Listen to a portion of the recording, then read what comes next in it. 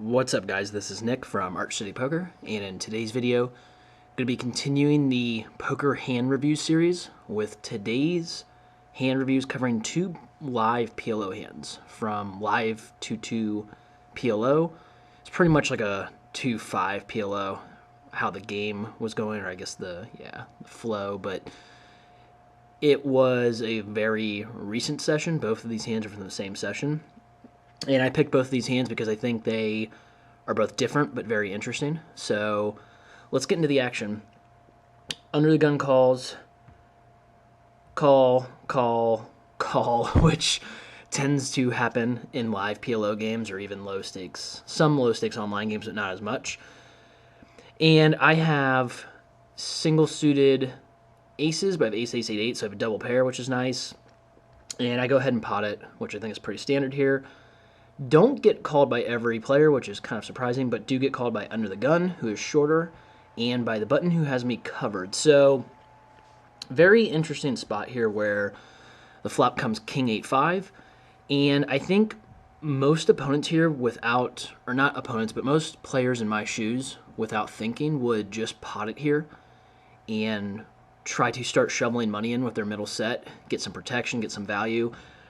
I'm not saying that betting in my shoes here is incorrect, but what you have to consider is that the under the gun player, the SPR with him effectively is pretty much, it's less than 2. And so I don't really need a whole lot of protection against him. I'm pretty much going to be getting it in no matter what. And so it's not that I don't consider him in the hand necessarily, but I'm not really worried about him. What I need to be concerned with is the player on the button who has me covered, and we are very deep for a 2-2 PLO game. And like I said, it was playing like a 2-5 pretty much, but even if that's the case, we are effectively 200 bigs if you want to look at it that way. 200 big blinds effectively deep. So it's a spot where the SPR is about 9.5, I believe.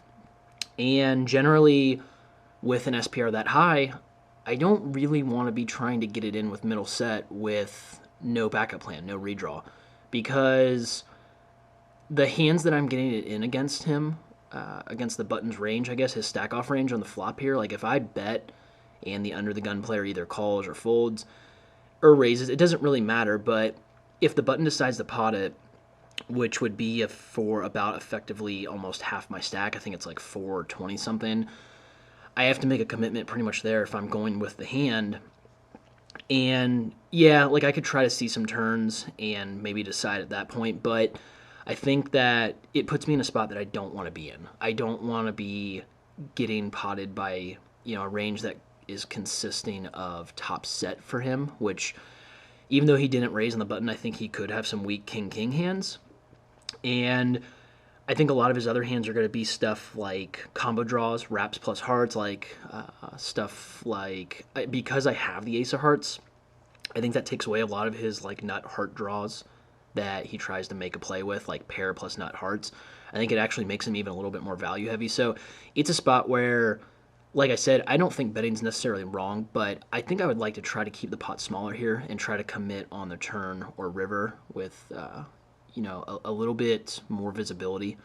And so I do decide to check under the gun checks and the button checks. And something that I didn't mention, which is very nice with these two players and players that you'll find in especially live low stakes PLO games, is that they tend to play very, very straightforward, like much more straightforward than they even do in no limit a lot of times. And I give both these players credit for possibly being able to make some plays sometimes, but I think in a pot like this, against myself specifically, I think they tend to not get too tricky. And I don't think either of them is...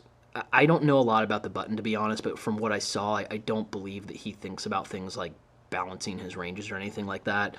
I think that the under the gun player can think like that, but I don't really think he does. I think sometimes he kind of just autopilots, and I think that he could probably do better, to be honest. So it's a spot where when they both check, I automatically discount top set. I discount from the under the gun player any types of like combo draws or pair plus draws. I think he would just try to get it in at that point. I think the button, because him and I are so deep, I think that if he does think about stuff like that, maybe he does check back some weaker heart draws, maybe like a king that he doesn't want to get check raised with, and he would like to try to realize his equity. So with him, it's a little different, but I think with Under the Gun, I can pretty much discount any good hands really at this point, to be honest. So I think it's an interesting spot, and I think that a lot of players would argue that I need a lot of protection for my hand, but the thing is that it's really more about protecting my stack and keeping the pot smaller and not stacking off against the button with a lot of money behind where I'm either dominated or often just like flipping pretty much. That's not going to be very good for me. So checks through, and a beautiful card on the turn, a card that pretty much, makes my hand very invulnerable. I don't think there's a whole lot on the river that could come that could really beat me. And so the thing is at this point is now I am, of course I would like to get the Under the Gun player's money in, but I think that now I'm starting to think about how I can get the button's money in. And maybe I think the button might be the kind of player that could stab at this point if we both check. If the Under the Gun player bets, maybe the button tries to make a play to isolate him. So I think it's actually a spot where, and I want to make it very clear that I do think that my range is, it looks like very ace-ace heavy. I think my image was a little bit tighter at this point in the session because I was a little card dead before this. It was 9-handed for a while. As you guys can see that this part of the game was about 6-handed. It might have been 7-handed, but I can't really put in more players than that in Poker Juice. So, but it was shorter, and when we were 9-handed, I just wasn't playing as many hands. So I think my range definitely looks like ace-ace a lot of times. And if I do check again here, then maybe it looks like I'm just giving up possibly. And so I think I might be able to get the button to put in more money that way. So I check. Under the Gun player effectively shoves pretty much. I don't think he's bet folding in this spot. And the button folds, unfortunately, and I decided to just get it in.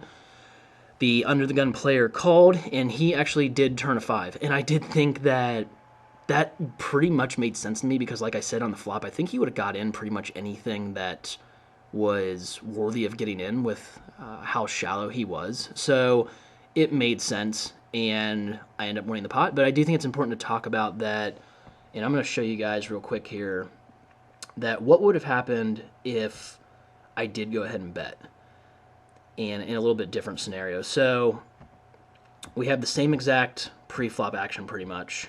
I pot it, get called by Under the Gun in the button, and I'm going to go through this pretty quickly, guys, because I have one more hand here. So this time I decide to pot it, and we'll say the Under the Gun player folds because I want to be able to run some of these other functions of Poker Juice, and you can't really do that unless you're heads up. So now the button pots it, and it puts me in a really gross spot where against his range that's potting it essentially, and as you guys can see here, I just don't think I'm doing that well. And maybe he could be wider than this, but I don't think so. I think that this is actually decently accurate.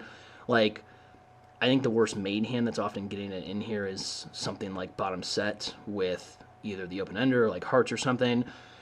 He could have some other stuff, but it's not going to change this a whole lot. It's essentially going to be like top set and then stuff that just has a lot of equity against my actual hand and really my range, but specifically my hand. So I do think this is an interesting spot, and I am going to attempt to run the peel and stack off here and just kind of show you guys like how bad this ends up being, because my internet's been kind of tricky, or not tricky, what's the word I'm looking for, like finicky tonight. It hasn't, for some reason, it's just been a real pain in the ass, to be honest. So, okay, so now it seems like we're running a little more smoothly here, but yeah, you guys can see that I just don't really have like a great amount of playability on the turn, and I'm not really trying to bloat the pot this deep and end up having this result happen. I think it just puts me in a really gross spot.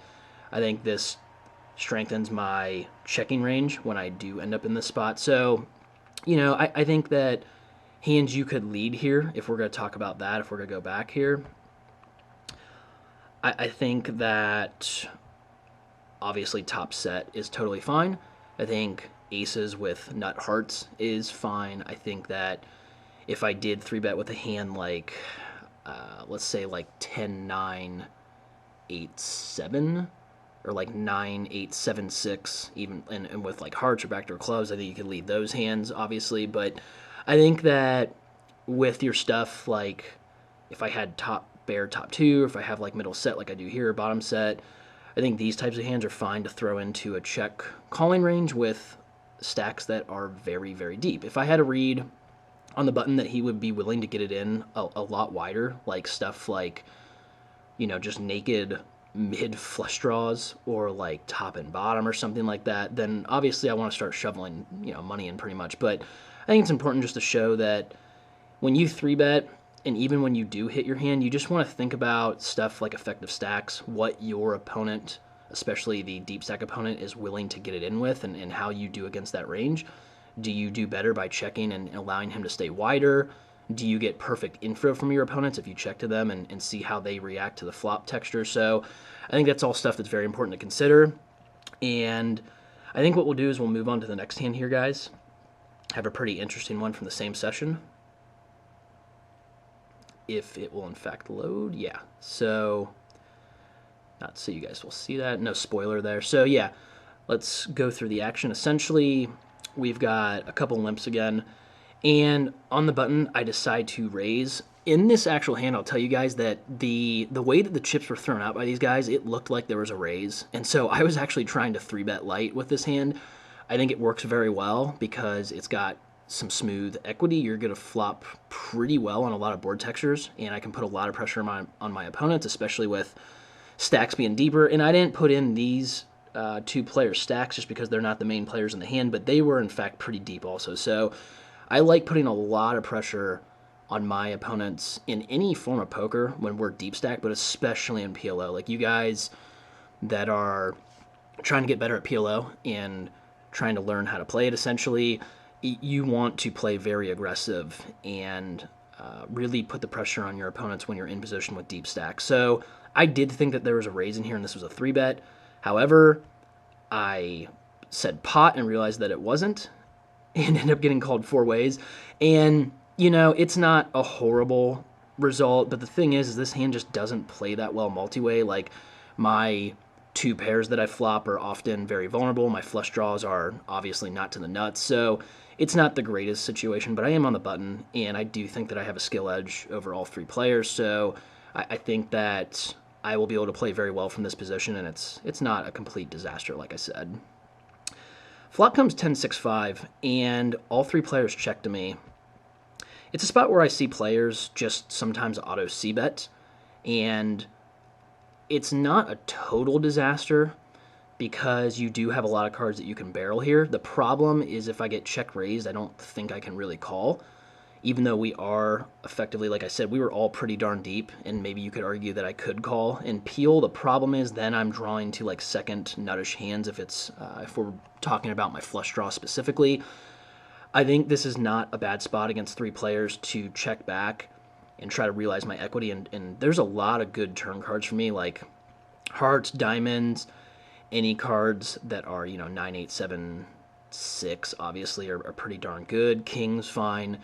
Ace is good because I can rep ace-ace, which when I, pot it on the button, it looks like I could have a lot of ace-ace and king-king, so those Broadway cards and kings are good. But, I mean, there's just a lot of good cards for me, and I don't really want to get check raised off this hand, so I think it's a pretty good one, pretty good candidate for a check back.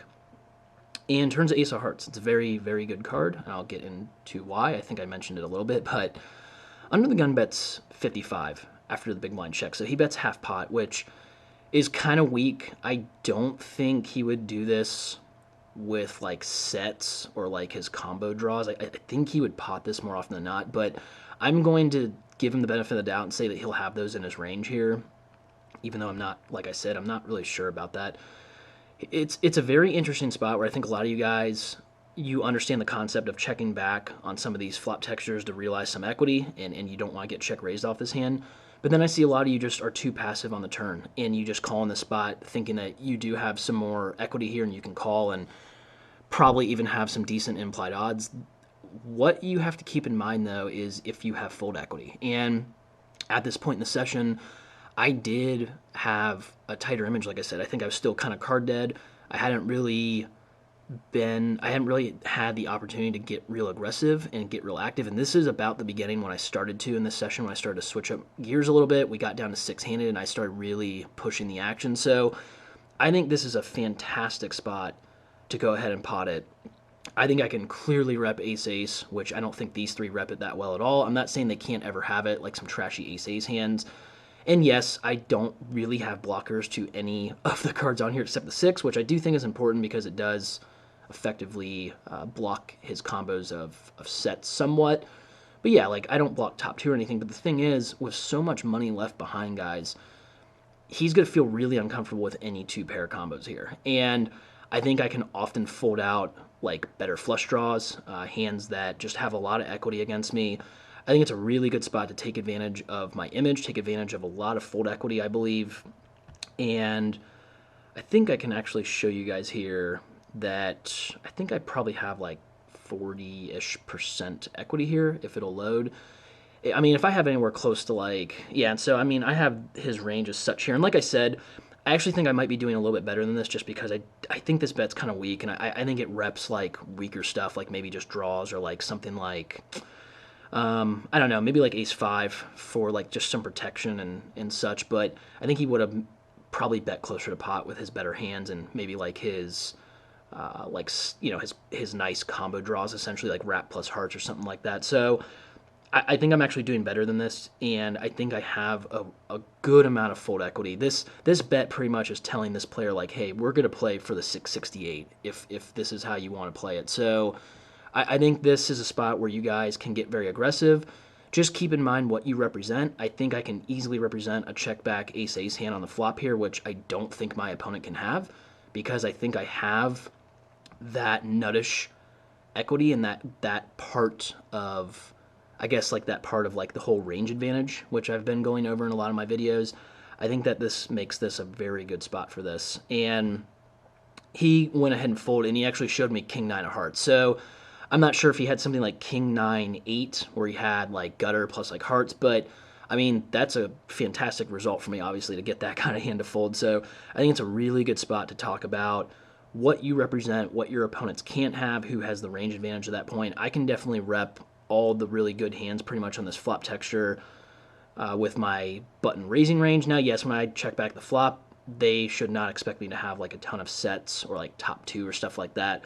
But this card specifically really hits a lot of the ace-ace range that I would check back. Like a lot of, you know, like the weaker ace-ace stuff and, you know, like a hand that I don't want to get check raised off of, essentially. And so I think that this was a really interesting spot just to show you guys that you don't want to be too passive. You really want to think about if you have fold equity, if you can rep the nuts and your opponent can't, then I think that all those factors lead to you probably wanting to raise more often than not. So if you guys have any questions or comments about this hand, or the other hand, I should say, go ahead and let me know. I know I didn't really use the functions of Poker Juice too much this time, but I do think that doing these hand reviews and going over what I just went over in these 2 hands I think it was pretty good, pretty interesting for you guys. I hope you took a lot away from it. So yeah, like I said, if you have any questions or comments, let me know.